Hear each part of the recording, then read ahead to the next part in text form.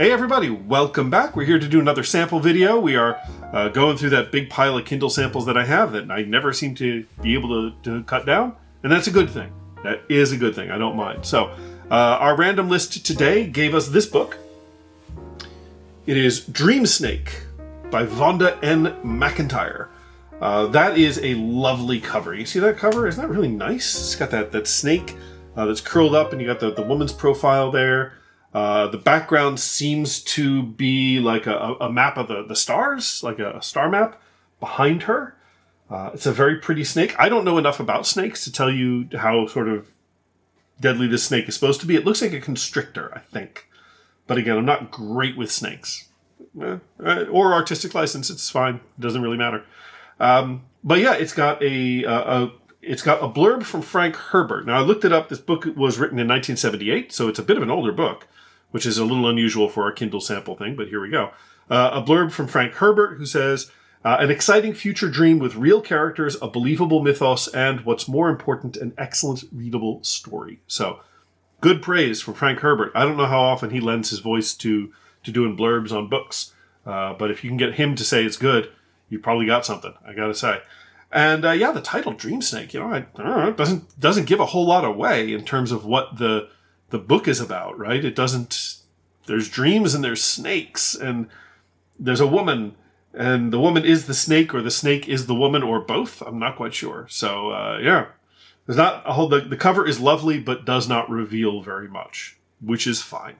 So why don't I read the sample actually and read what it's about, and then I'll get back to you and see what we've got. All right, stick around.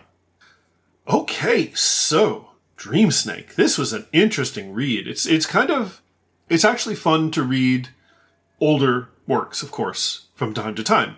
I know a lot of what pops up usually, especially on YouTube, BookTube, is a lot of the newer stuff because that tends to be what people are talking about, which in turn tends to get you more views, right? You're of course going to if you make a video about the current big thing, then it's more likely people are going to see your stuff.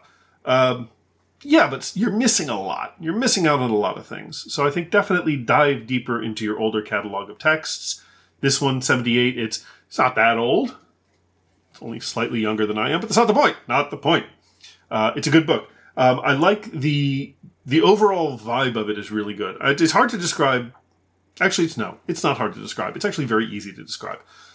This woman, Snake, is a healer.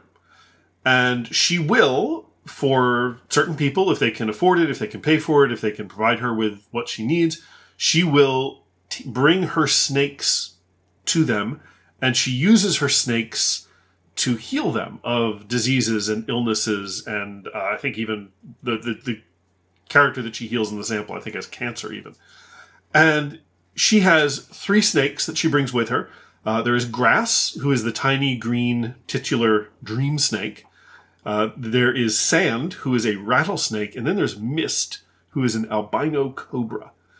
And she uses these 3 snakes. Like the dream snake is kind of the anesthetologist. All right, anesthesiologist.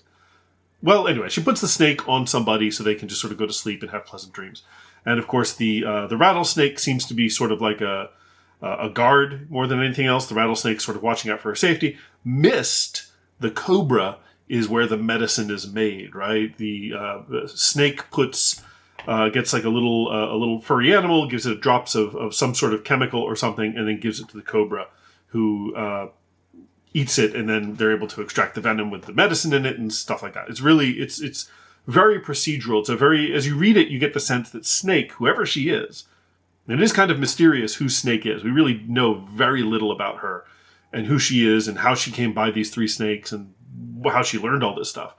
But there's a very meticulous process that she takes us through in this sample, which is nice, to show us how she goes about healing people using her snakes as sort of the process of creating and administering medicine, which is kind of a cool concept. It's really neat. And you can see she's got a very good relationship with these snakes. The snakes do not talk, if that's something you're worried about, or at least they don't talk yet. In this sample, they don't talk. But if that's something that you're concerned about, no, the snakes don't talk. This is not a Disney movie. And like I said, there's a lot of mystery here about who she is, but there's also a lot of mystery about the world that they're in. I honestly don't know what world this is that Ms. McIntyre has created. Is this like a future Earth kind of world? Is this just some random sci-fi planet or fantasy planet where things have just gone really wrong? Because you've got this village that she goes to, this tiny, tiny place where people are suspicious, people are mistrustful, people know that she can help them, but they keep resisting connecting with her. Like they say, for example, she wants to know what their name is, and they say very clearly, we do not give our names to outsiders, right? We only give our names to people who are close to us and important to us. So there's a very, very deep suspicion of outsiders in this place, and yet Snake has come to help heal one of their children. It doesn't work out well for everybody. Let's just call it that. It doesn't work out well for everybody.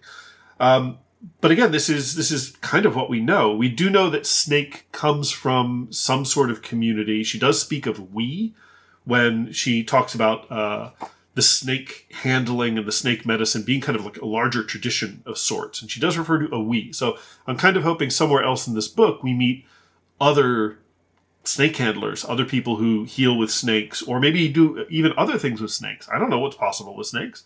Snakes are weird and mysterious. You can do a lot of things with snakes. So I'm kind of hoping at some point in the book, we do meet the people that she comes from.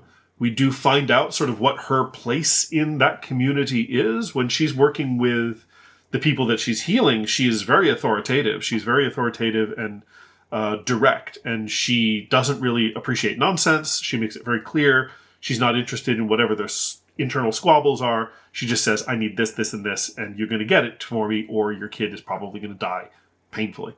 But I have a feeling that when Snake returns to her larger community, we'll probably find out she's kind of a small fish in a big pond. Yeah, in her larger sort of snake handling community. I don't even know what to call them because we don't have a name for them yet. I don't know what a proper name is. I just call them the snake handlers. But yeah, I think that's kind of what we get. We don't have a whole lot more.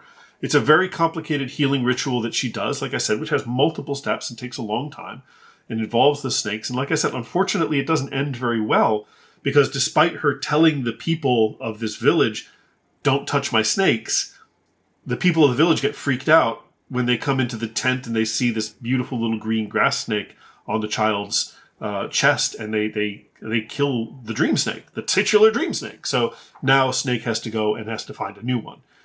Which apparently is the fact that she was unable to keep her Dreamsnake safe is a big problem. So I think in the sort of the next part of the book, we are going to see her sort of traveling to, I assume, her people to recover maybe a new Dreamsnake. But in order to do that, from the way that the narrator talks about it, getting a new Dreamsnake is not going to be easy. It is not going to be pleasant. She's going to have to go through, I'm sure, a bunch of different trials to try and prove that she is worthy of possessing one of these very rare and important creatures. And in the meantime, at the very end of the sample, she is brought in to heal another person. And unfortunately, she doesn't have all her tools. And so I have a feeling her desire to heal and her desire to help people is going to get in the way of her sort of getting this new Dreamsnake that she's going to have to get, and maybe is going to cause conflict with the greater community that she's part of. And so she's going to have to, if I had to hazard a guess, a large part of this book is going to be about Snake understanding her place in her community and deciding how much of this community she wants to be part of and accept, and how many of their traditions she wants to be part of and accept, and how many she decides is not for her. That whatever, because anytime you have a community, right, you build up rituals, you build up rules, you build up traditions, and how many of those traditions are going to get in the way of doing what she wants to do, which is help people and heal people. So this is all complete speculation because I have no idea. The writing is really evocative.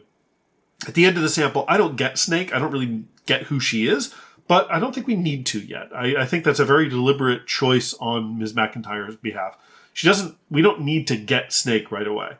All we need to know is she's a healer who uses snakes, who's very good at her job, but she's in a very bad position right now. And that's how the story will continue. So, would I read the rest of Dreamsnake? Absolutely I would. It looks like good fun. It looks like a really neat concept. And I do like, as Frank Herbert said, a believable mythos. I love a good mythos. I love an interesting world. I'm interested to find out more about this world. What is it? How did it become the way it is? Why is everybody so suspicious all the time? So we shall see. We'll find out. If you have read Dreamsnake and you want to tell me some of your thoughts about it, I'd love to hear them down in the comments. Yeah, that'd be great. So we'll be back with the next one next time. We'll find out what the big old list gives me. And until then, stay well, stay safe, watch out for snakes, and I'll see you next time.